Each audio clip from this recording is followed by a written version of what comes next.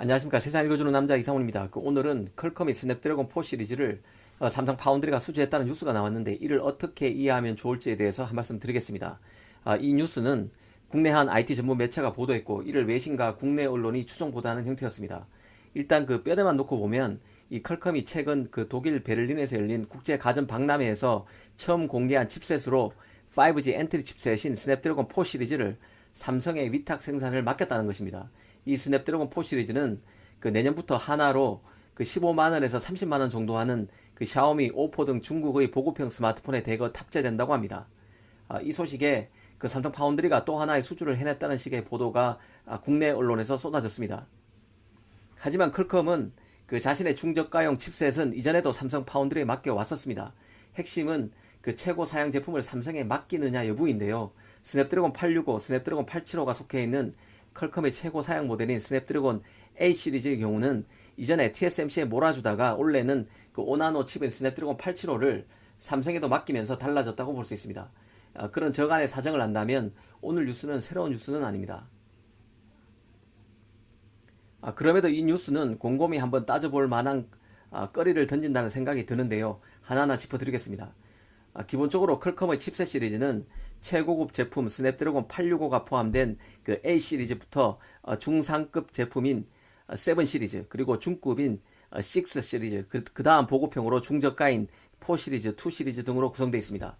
이 퀄컴은 그간 7 시리즈 이하 제품에는 삼성에도 물량을 나눠서 발주하는 전략을 선택해 왔습니다. 그런 만큼 이번에 보도가 된 스냅드래곤 4 시리즈의 경우도 삼성이 그간 많이 만들어 왔고 그 연장선에서 이번 수주도 맡은 것으로 보면 될 것입니다. 이 삼성의 경우 스마트폰이 있습니다. 이는 삼성이 퀄컴과 딜을 할 수 있는 조건을 만들어 줍니다. 가령 우리가 너희 퀄컴 칩을 쓸 테니 우리 그 삼성 파운드리에서 만들어 달라는 식으로 조건을 걸 수 있다는 뜻입니다. 이 보급형 스마트폰에 들어간다는 스냅드래곤 4 시리즈의 경우도 그런 환경 속에서 삼성이 TSMC와 함께 만들어 왔다고 볼 수 있습니다.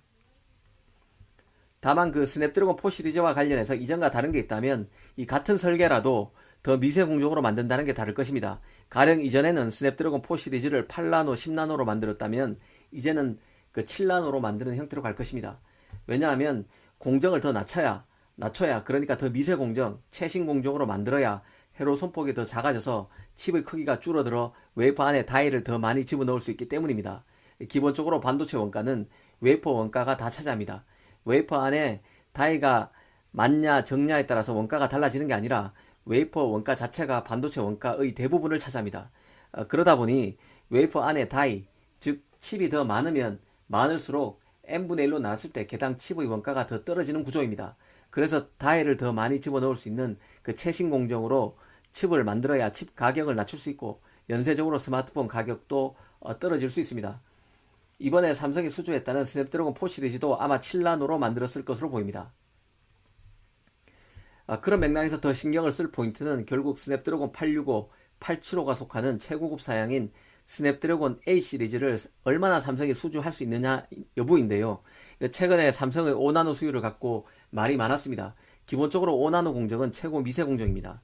또 이제 첫 양산을 시작하는 공정이죠. 이 파운드리 입장에서는 한창 수율을 잡는 과정이 있을 것으로 보입니다. 이 삼성 수율을 집중적으로 문제 삼고 있는 매체는 바로 대만 디지타임스인데요.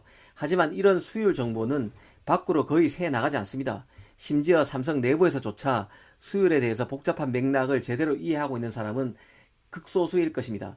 그런 관점의 연장선에서 보면 디지타임스가 어깨발로 이런 얘기를 쓰는 것 자체가 신뢰할 만한 얘기는 아니라고 볼 수 있습니다. 사실 삼성의 5나노 수율이 진짜 문제가 있다 해도 이제는 퀄컴 등 대형 팹리스들이 삼성 물량을 다 뺄 수 없는 상황입니다. 왜냐하면 이제는 팹리스가 하나의 파운드리에 매달리는 것 자체가 너무 큰 리스크가 돼버렸습니다. 중국과의 기술 헤게모니를 둘러싼 갈등, 그리고 이번 바이러스 사태 등에서 보듯 한 벤더에만 의존하는 것은 제조 리스크를 극대로 키우는 것이고 이는 감당이 안 되는 리스크가 되고 있습니다. 더구나 TSMC에만 의존하면 가격 협상도 안 됩니다. 그래서 미국 업체들은 제품 사양별로 복수 밴드를 확보하는 것을 원칙으로 갖고 있는데요. 그래서 퀄컴이 그간 100% TSMC 물량이었던 최고 사양 스냅드래곤 875를 삼성 파운드리에게도 주기 시작한 것으로 볼 수 있다는 뜻입니다. 이제는 퀄컴이 저가 보급형 모델에만 적용했던 복수 밴드를 이제는 최고 사양 칩으로까지 확산하고 있다고 보면 될 것 같습니다.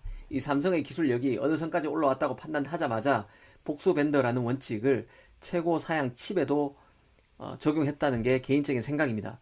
이런 배경을 잘 이해해야 합니다. 그러면 TSMC의 독주 체제가 이제 끝났음을 알 수 있습니다. 기본적으로 최첨단 파운드리 공정을 쓰는 팹리스는 몇 개 안 됩니다. 그런데 최첨단 파운드리 공정은 사용자인 팹리스가 공정을 최종적으로 셋업합니다.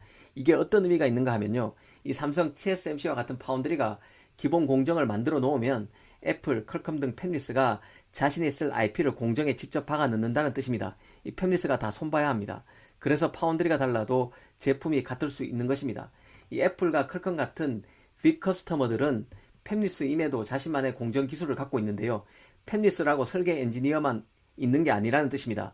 이런 큰 팹리스들은 회사 내부에 공정 엔지니어가 굉장히 많습니다.